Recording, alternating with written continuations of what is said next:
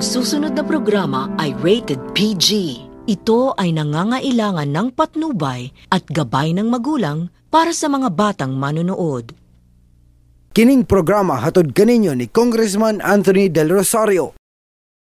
Pahimangno sa atong mga kabarangay, dunay mga sensitibong eksena ang atong programa nga posibleng makaapekto sa una-una labi na sa kabataan ug sa inyong ginhawaan. Kakatiwalaan ng mas maraming Pilipino, ABS-CBN News and Current Affairs. Panig sa katotohanan, panig sa bayan.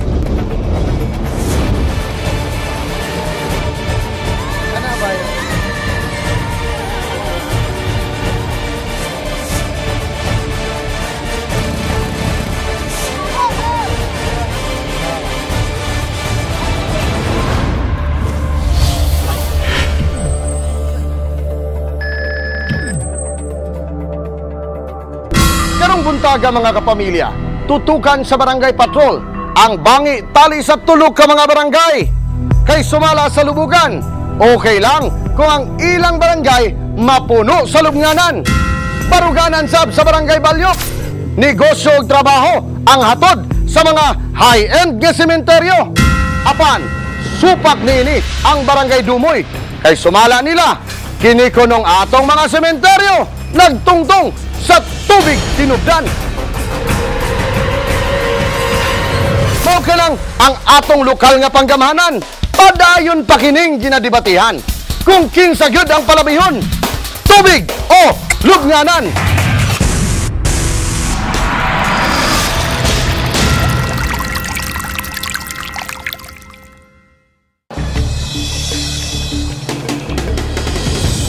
Gika-alarma sa Barangay Council sa Barangay Dumoy ug ingon man sa Dacoville homeowners ang planong pagtukod sa duha ka mga sementeryo sa Utlanan sa Balyok, Talomo District ug Lubugan, Turil. Ang Eternal Garden Memorial Cemetery ug ang Fairfield Memorial Park. Supak kini sila tungod kay nagtuo silang dako ang mamahimong epekto nini sa supply sa ilimnong tubig sa syudad. Ilabi na kay kasikbit lamang kining lugara sa Dumoy Wellfield nga mo'y nagsupply sa mayoriya sa tubig sa Davao City Water District. There was no public consultation kasi that is a required process before deciding on something critical. Mga affected communities unta pangutanon kung puyon mo o dili. Tapos, ikaduha, katong nag-meeting na ang mga residente sa Dacoville, lain pa mga komunidad, upat mi, na ay kanang unacceptability o dili akseptado ang mga nagpuyo diha. Kay cemetery na ang mong duol, tapad. O ikatulo, na ang mga bomba sa tubig sa water district. Although dili man eksakto nga duol, but they are there in our neighborhood. Kanang existing diha nga public cemetery, which is the Lubugan Public Cemetery and Turil Memorial Park, para sa mua naa naman na siya, enough na na. No, enough na na siya. Dili na nato siguro dungagan pa. Otherwise, kay kung ma-approve ang inyong mga application karon, wala reason nga dili po di-approve ang mga succeeding nga mga applications. So mahitabuan na diha may magkalapad gina siya. Kalapad hantod nga ang risk factor sa ato ang water quality contamination dako kayo risk factor, no? Mo kini ang yutang planong tukuran og sementeryo nga hangtod karon padayon pa nga ginadibatihan. Kay sumala sa mga opositor, mao kuno kini ang hinungdan nganong ang atong tubig mainom mahugawan. Apan manugaling tinuod ang ilang ginasulti. Malagmit, dugay na kitang nagainom og tubig nga dunay duga sa patay. Kay tabok lamang niining akong naimutangan. Naglinya ang mga sementeryo, bag-o ug karaan. Subay sa datos sa DCWD, 36 ka mga wells o mga balon ang nahimutang sa Dumoy nga nagasupply sa syudad sa Davao. Sa pagkakaroon may ang kanang ginatawag namo nga din sa may Dumoy area, natay 36 wells nga naga-supply sa padulong na sa downtown.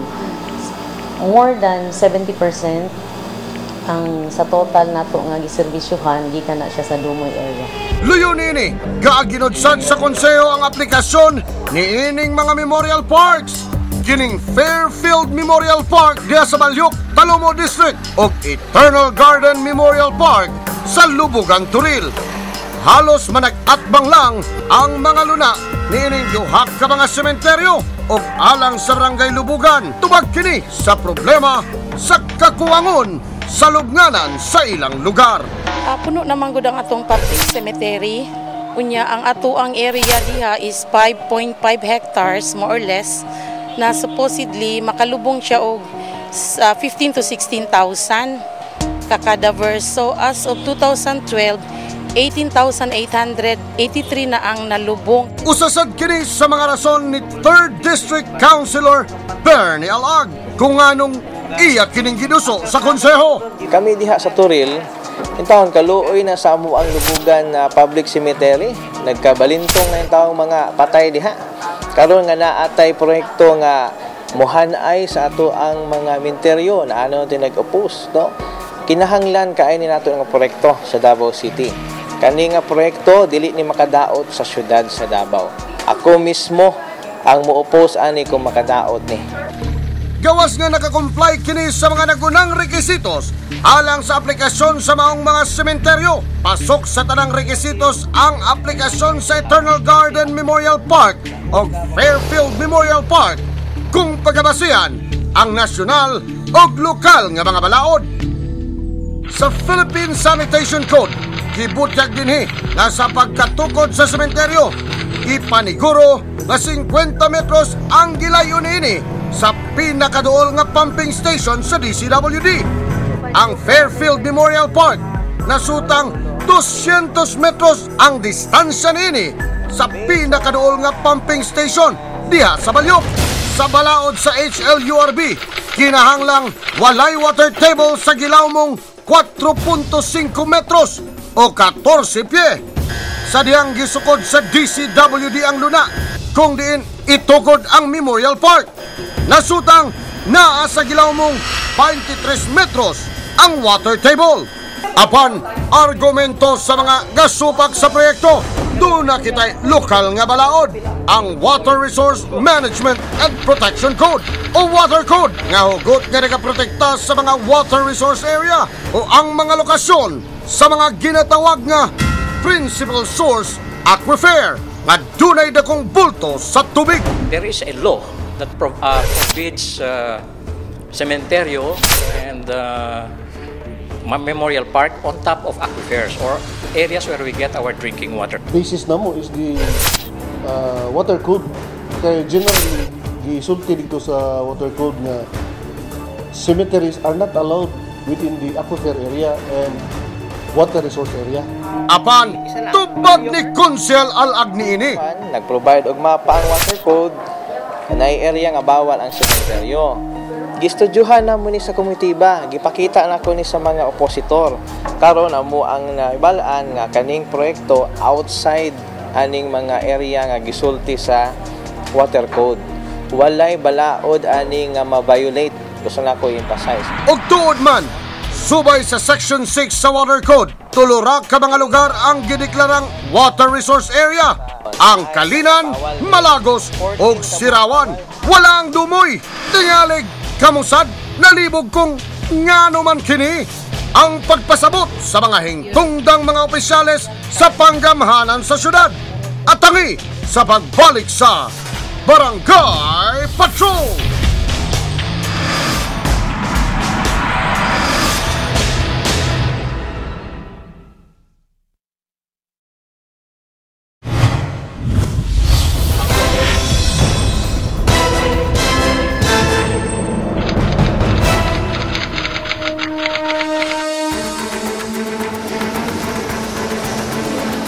Hugna sa modus operandi, pagbantay sa mga mislabeling sa produkto, sulod sa mga malls. Bantayin ninyo kining mga taong kalit lang musugat kaninyo aron danihon kamo nga mo testing sa ilang di pamaligya. usa nini kining hot compress nga dunay panaad subay sa iyang label nga mulungtad kuno sa 2 ka oras ang kainiton nini. Dunay usa ka customer ang wa makontento sa produkto. Kining usa ka ginang nga nakapalit og dagang hot compress sa usa ka mall. Agrabyado kini dihang iya kining gigamit sa panimalay. Sanglit 15 minutos pa lang pugnaw pa kini sa simod ni Manang. Pertig yun kaagrabyado kining si Mrs. Kaysa niyang iya kining gisuwayan o guli. Di na kinitagdon sa iyang gipalitan. Gipangayuan pa kuno siyang resibo. Apan nakalimot kining mga ton nga wadi sila nag-issue og official receipt. Busa midangop na sa barangay patrol ang wa nagpailang ginang aron ireklamo ang naiskutang tindahan. Giadtuan mismo sa barangay patrol ang pwesto nga gibaligyan sa produkto sulod sa usa ka mall. Ug wow, lami kayo ang ilang pakig abi-abi kanako. Gipasuwayan pa kanako kining hot compress pang tanggal ko no sa panuhot. But wait, not just that, there's more. Daghan pa sila i-offer diha kanimo with free demo o kining body massager nga epektibo kuno. Ang kantidad tumatagingting nga 9,000 pesos. Genuine kuno ang produkto, hinungdang ingon ni ini kamahal ang presyo. Palakpit lang. Atong ginili ang susamang massager sa usa ka tindahan o kini ang among nadiskubrihan. Halaka diha, tag 646 pesos lang ang presyo nining massager nga tag 9,000 kuno. Mao na ilang ginabaligya sa mall o 9,000 kapin. Ingon nila dito kuno sa Abrisa 13,000 pa ang ilang baligya nini. Apan ang tinuod na presyo ani dinhi sa pasaka tindahan kundi makapalit kag barato 645 pesos. Grabe nga ginansya. Overpricing. Asa ng hustisya ni DTI? Sus Maria Josep, agkaliugman ang presyo. Mura man po kagilubong sa sementeryo sa kadako sa patong niining mga abusado.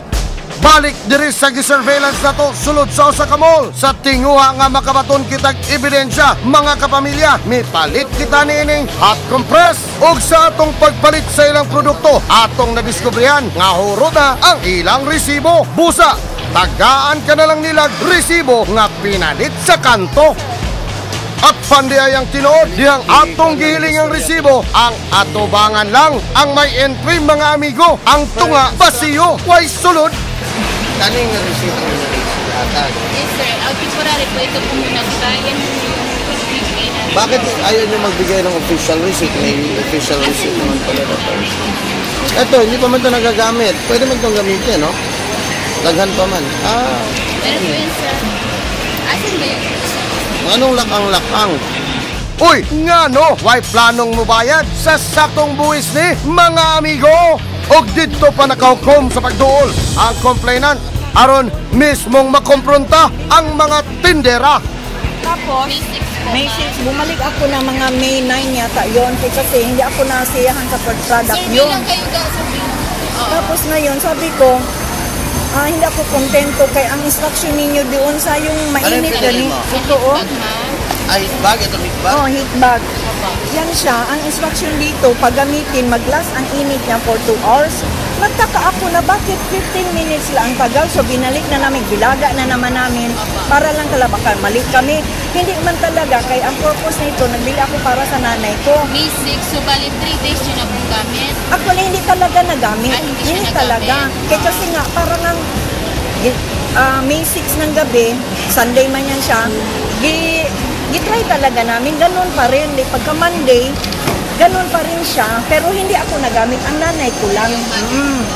So, nag-complain na ako, sabi ko, ganito, ganyan, hindi ako kontento.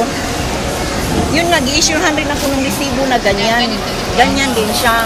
Sabi ko, sa violation. Para malaman nyo, isasubmit ko ito ngayon sa Bureau of Internal Revenue. This is a 10,000 pesos violation ng company ninyo. I know that you are aware of it. Kada resibo, may resibo kang ganito, ma'am. Ito, Ran. Si ma'am, kinabili nyo ng 1,000 worth. 1,005 yan para tatlo daw. 1,050. 1,050. Tatlong ganito, pati yung dalawang sa ulo. Yung huli ko, sabi ko, nag-demand ako, refund na lang. Ay, ayaw ko, nabigyan na naman ako ng ganitong item na ganun pa rin, defective ba? Porbida, why klarong produkto, why saktong serbisyo. I have to show this to BIR na sila nagbebenta ng ganito, ang resibo. No? Si ma'am dito may transaction, 1,000 plus ang kanya nabili, ang resibo yung anay gihapon. So, unfair para sa kagwad. Ang problema, ma'am, hindi pa ka satisfied, kay atik ang ilahang baligyan. Oh, yes. Resolusyon, wala nato kini palabya nga problema. Ato kini dayong giduol ngadto sa management sa mall nga mipasalig nga kung mapamatud ang sadaan, posible kunong dili na i-renew ang ilang kontrata diya sulod sa mall. Apan sumala sa Department of Trade and Industry, may katungod ang customer sa pag-uli sa produkto. Kung di kini kontento, labinag, wala masunod ang label nga gipanaad ni ining maong mga produkto. So that's for labeling. Meron ding provisions against deception. So that means na kunyari there was some element of deception dun sa pagbaligya sa produkto na ay remedies na gina-provide ng Consumer Act, no? Like pwede kunyari ibalik, no, or i-change or i-refund ang money that was spent by the consumer.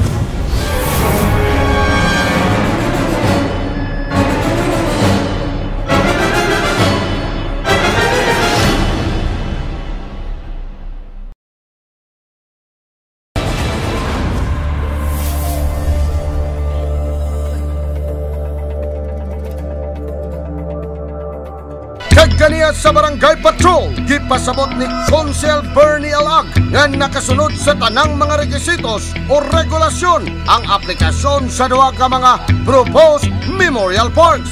Ang Eternal Garden Memorial Cemetery nga planong pagatukuron diya sa Barangay Lubugan o Fairfields Memorial Park sa Barangay Balyo.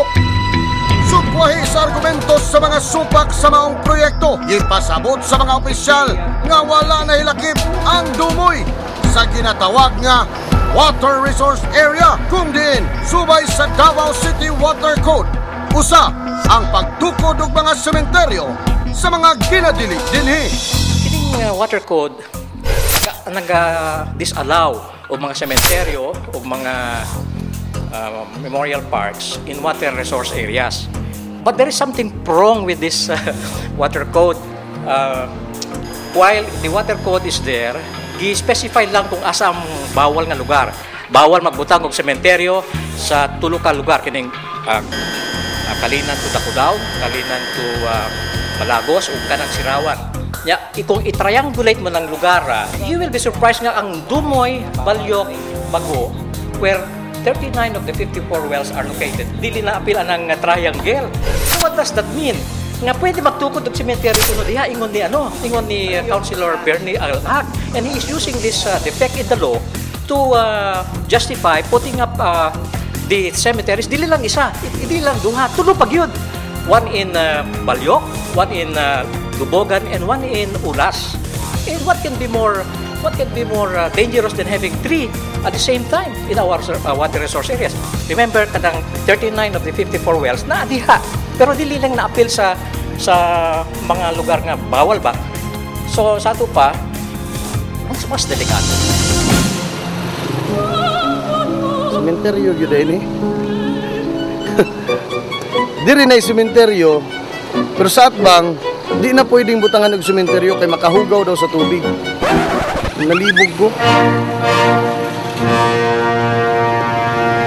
Bisa ng Davao City Water District, dili uyon sa paglakip sa Dumoy, isip Water Resource Area. Dinhi sa ato ang Davao City, tulo lang manggod siya ka points, tulo lang ka points nga kung atong i-plot to nga mga points na to, dili masulod ang Dumoy area.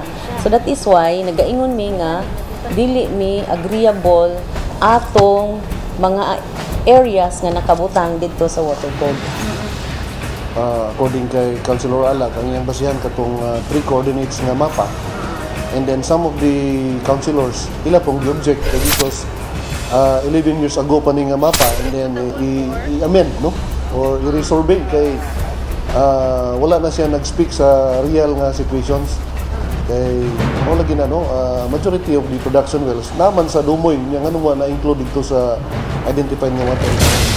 Hinon, subay gihapon sa seksyon sa water code. Pwede pang mag-identify o magdeklara og laing lugar isip water resource area gawa sa Kalinan, Malagos ug Sirawan. Buti pasabot, gimando sa balaod ang pagbugna og Water Resource Management and Protection Council aron mauhimo niini. Apan sukad sa pagpatuman sa Davao City Water Code niadtong tuig 2001, why Water Code Council nga namugna. Busa, why madugang sa tulo ka mga water resource area nga una nang nadeklara. Tubag sa author sa Water Code nga si Consial Pilar Braga. Pag napanday na namo ang balaod mo adto na City Hall. So even the implementation of the ordinance is now in the hands of City Hall. Okay, the Chief Executive. Even sa pagbutang o paghimo sa IRR, Implementing Rules and Regulations, ana-ana na sa Chief Executive. Mao ba? Unsa kay tubag sa city planning niini? Nga mao'y nagplat sa mapa nga nagila sa Kalinan, Malagos ug Sirawan.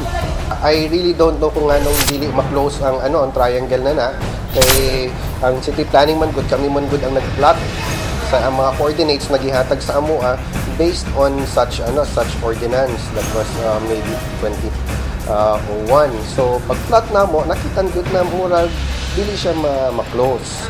So maybe it needs to be amended or maybe updated. Unsa imong take sa wala pag include sa Dumoy sa ginatawag nga water resource areas? Well, we have always considered Dumoy as part of the water resource area. Even in the water code, it is really implied because we have a primary source of water and we have a secondary source of water. Katong gibutang sa latitude, mao to ang primary. Down below are the secondary. And that's what we call the water resource. So that is implied. And it's a public knowledge in Davao City na kitang tanan ang atong tubig gikan diha sa Dumoy, gikan sa Bago Galera, gikan sa Balyok, gikan diha sa area.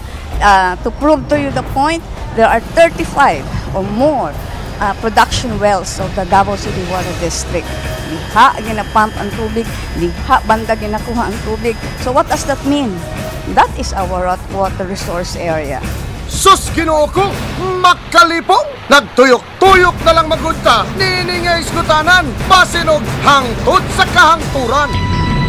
Here na i-revisit na to ang water code para maklaro siya. Kaya we presume nga ang amo ang representative at that time, no, gipa-appeal yun ng mga Dumoy area. Wala lang ni kahibalo kung unsay nahitabo nganong pag-final tulo na lang siya ang nabutang. So we are for the amendment of water code just for clarification. Yeah, if there's need be, no, kay karon murag kay dugay naman gud to gimugna, no, katong murag nalimot na ta kung say mga whatever was done in the past. But if you need to be more specific ron because it is more critical than critical na kayong area. So how many years ago? Then we have to. Kani nga proyekto kinahanglan ni sa Davao City, kinahanglan ni sa mga taga-Turil kay wala ang taon na mo ang mga komentaryo dadto, perte na yung taong pangita. Kung naatay ireklamo gani, kani ireklamo natin nato mga public cemetery nga puno na kaayo. Kani siya nga proyekto solusyon ni sa problema. Og sa kabahin ni Davao City Mayor Inday Sara Duterte. Siya karon sa Atuan City Council and sa tanan permits and sa mga documents na kinahanglan nila isubmit sa city government na comply na nila tanan, no? So walay makita na balaod na nalapas, walay makita na regulation na dili masunod. Naamay nagsulti nga na ay mga deep well ang DCWD sa area to consider ang position sa DCWD. because it turns out sa DCWDDI incompatible ang housing and ang ilahang well. So the question now is kung incompatible pud ba ang Memorial Park sa ilahang well. So naana sila karon sa ato ang City Council to discuss further katong application.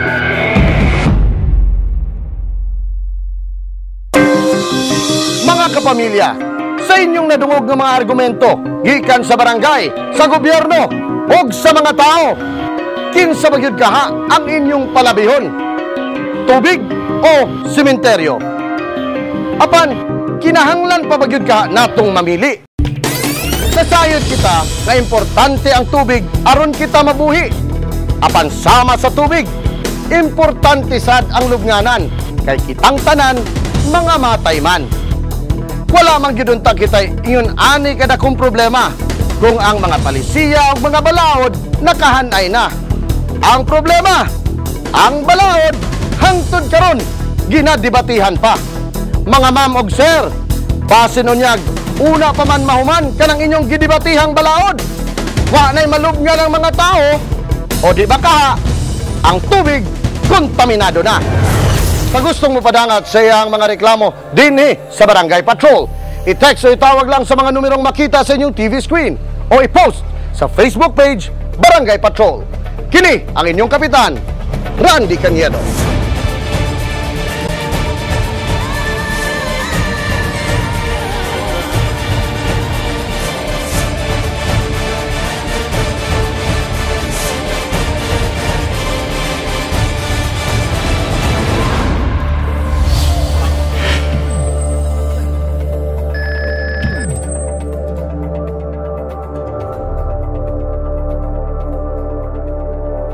Kining programa gihatod kaninyo ni Congressman Anthony Del Rosario.